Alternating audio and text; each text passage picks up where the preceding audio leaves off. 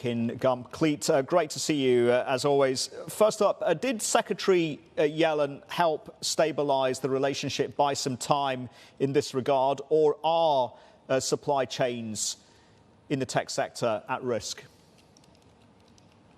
So I think Secretary Yellen's visit was a success to the extent that it managed to build on recent efforts by the United States and China to communicate with each other, to make sure that they were being transparent and open about the different actions that they were taking, to try to avoid conflict and, where possible, to try to develop a modest cooperative agenda. So I think it achieved that, but I don't see it as taking us on a different trajectory when it comes to the tech competition.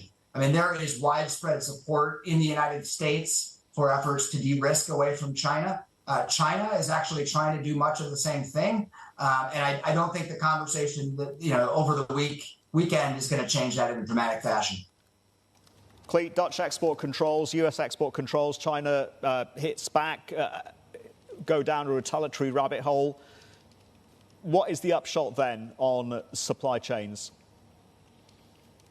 So right now it's a little too early to tell. And the reason for that is that China's measures don't take effect until August.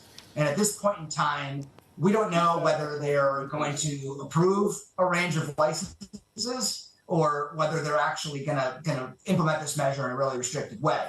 So that's going to have some impact on whether or not this really disrupts supply chains or not. But at the end of the day, my perspective is that even if they crack down vigorously here, it's really going to be more of a price impact than an overall supply impact. These are the kinds of materials that China has, the leading position, but they don't have a chokehold on it. It's not a choke point. There are other sources that can be developed around the world. And the U.S. has deposits itself, and it's already looking to diversify away. So I think, this is going to have a price impact. It clearly is going to make people nervous, but I don't see this as a death shot to the U.S. industry or to that of the allies. Clete, Martin here. Good to see you again. So let's go beyond gallium and germanium and talk about rare earth metals in general. A Wall Street investment bank just a couple of days ago estimated that the U.S. is going to have to spend north of $50 billion, 65, I think the number was, in order to be competitive with China in terms of rare earth metals. Where is that money going to come from?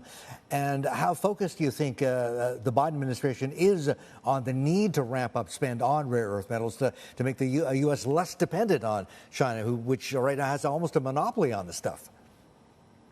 Well, I haven't seen the specific report that you're referring to, so I'm not sure what where they were getting that figure from. And clearly, investment and spending is part of this. But I really think if you look at a whole range of rare earth materials, the truth is that we have more deposits in the United States than we've been allowed to mine.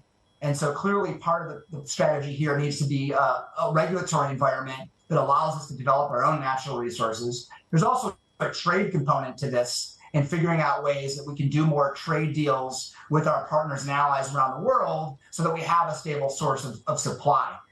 So I really think that, spending is one way to get there, but there are other alternatives that this administration should explore that I think will be much more cost effective and allow them to diversify.